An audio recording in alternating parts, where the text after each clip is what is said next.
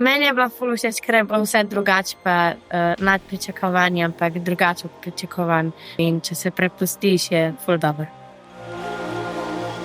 In to na najboljši način možen, ampak z nobeno drugo besedo ne bi mogla opisati predstave. Ful sem šel vase, prebral nekaj teh, rekel temu, problemov tam mladih, tako se mi zdelo, da so to tam mladi. Jaz sem dejansko začutil, da mi smo iz čisto drugega sveta.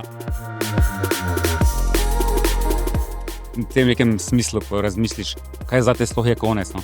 Zame, na primer, ga ne dojemam kot fizičnega sploh konca, ne? Kako bi tem rekel, vsako noč je zame konec. No. Veš, kaj nikoli ne veš, a se boš zjutraj svet zgodil, a boš dejansko še lahko komu namenil kak nasmešek, kaj lepega.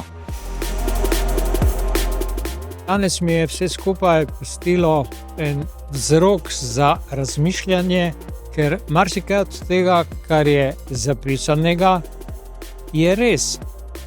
Na meni bi bil najenostavnejši tak, kot če bi se nek filmski trak pač vrtel, nekaj prikazoval in bi ga v nekem trenutku odrezali. Ni več, adijo.